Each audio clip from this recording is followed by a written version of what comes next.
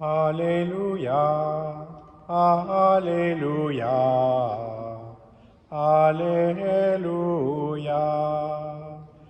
Alléluia, Alléluia,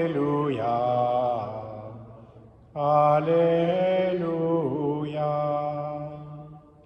Accueillez la parole de Dieu pour ce qu'elle est réellement, non pas une parole d'homme, mais la parole de Dieu.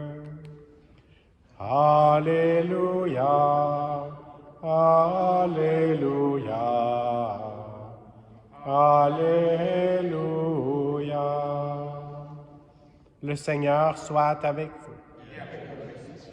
Évangile de Jésus-Christ selon saint Marc. Jésus et ses disciples entrèrent à Capharnaüm. Aussitôt, le jour du sabbat, il se rendit à la synagogue et là, il enseignait. On était frappé par son enseignement, car il enseignait en homme qui a autorité, et non pas comme les scribes. Or, il y avait dans leur synagogue un homme tourmenté par un esprit impur qui se mit à crier « Que nous veux-tu, Jésus de Nazareth? Es-tu venu pour nous perdre? Je sais qui tu es le Saint de Dieu. » Jésus l'interpella vivement. « Tais-toi, sors de cet homme. » L'esprit impur le fit entrer en convulsion, puis poussant un grand cri, sortit de lui. Ils furent tous frappés de stupeur et se demandaient entre eux « Qu'est-ce que cela veut dire? Voilà un enseignement nouveau, donné avec autorité. » Il commande même aux esprits impurs et ils lui obéissent. Sa renommée se répandit aussitôt partout dans toute la région de la Galilée. Acclamons la parole de Dieu.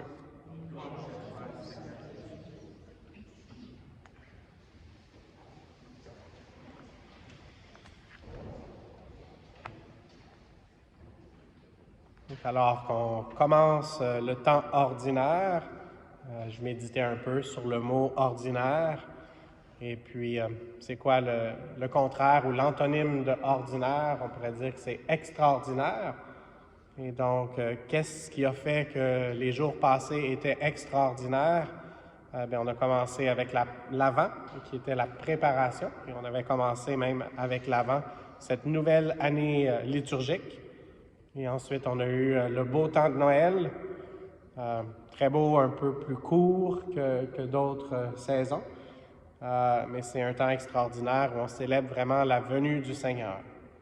Et donc aujourd'hui, on entre dans un temps ordinaire, mais avec le Seigneur, il n'y a rien d'ordinaire.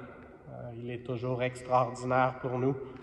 Et même si liturgiquement, on est dans un temps ordinaire, peut-être qu'on trouve qu'il y a des choses extraordinairement belles dans notre vie, ou peut-être extraordinairement difficiles aussi. Et c'est pour ça qu'il faut demander au Seigneur de nous aider à être conscients de sa présence dans les choses difficiles comme dans les choses belles. Et on commence avec cet évangile de Saint Marc.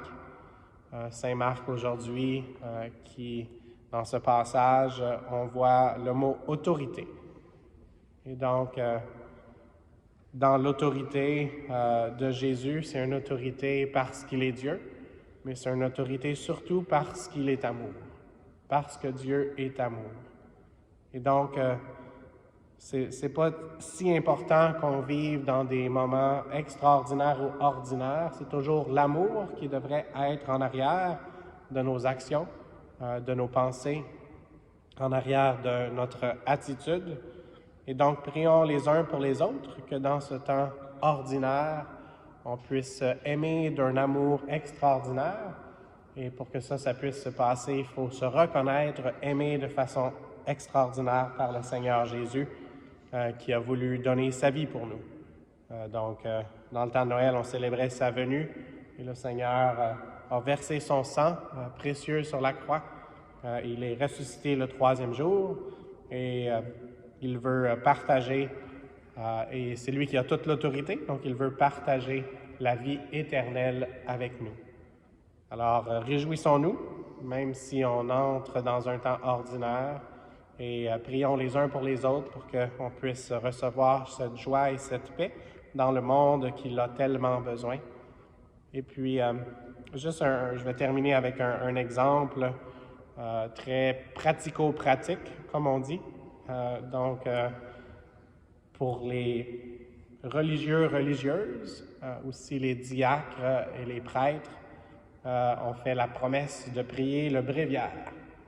Et donc, présentement, on a un bréviaire qui, du moins en français, est plus épais, entre autres parce qu'il y a l'introduction de comment on devrait le prier, puis c'est quoi qui est en arrière de ça.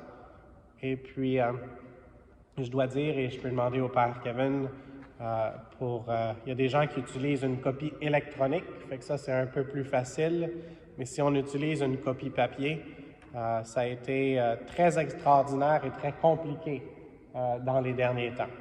Il fallait changer de page, puis rechanger de page, puis aller à différentes dates. Et là, on rentre dans ce temps ordinaire où c'est beaucoup plus facile. Et donc, d'une certaine façon, il faut demander au Seigneur de nous aider à être attentifs. Parce que c'est plus facile de juste coaster, comme on dit en anglais. Et donc, même si présentement on a moins à être attentif avec les changements de page, il faudra être attentif avec les mots que le Seigneur veut nous offrir comme repas pour qu'on puisse continuer dans notre cheminement. Et donc, il y a une beauté dans les choses extraordinaires où il faut être plus attentif et où c'est des choses dont on ne se souvient pas. Et il y a aussi une beauté et une puissance, une force dans la routine, dans les choses ordinaires. Mais il ne faut pas le prendre comme une routine, quelque chose pour acquis, mais quelque chose qui est un don dont on doit aussi bénéficier du mieux possible. Alors, Seigneur, aide-nous à entrer dans la routine, mais à accepter d'être surpris par ce que tu veux nous donner, comme on l'a entendu dans l'Évangile. Toi qui as l'autorité de nous aimer et qui as décidé librement de nous donner ta grâce pour qu'on puisse vivre, et pas seulement en plénitude ici sur la terre, mais pour toujours dans l'éternité. Et donc, que ce soit notre conviction, une conviction personnelle qui nous habite tellement qu'on veuille la partager aux autres, afin que cette paix que seul toi peux donner puisse devenir de plus en plus accessible. Nous te le demandons avec la Sainte Vierge, notre Mère. Amen.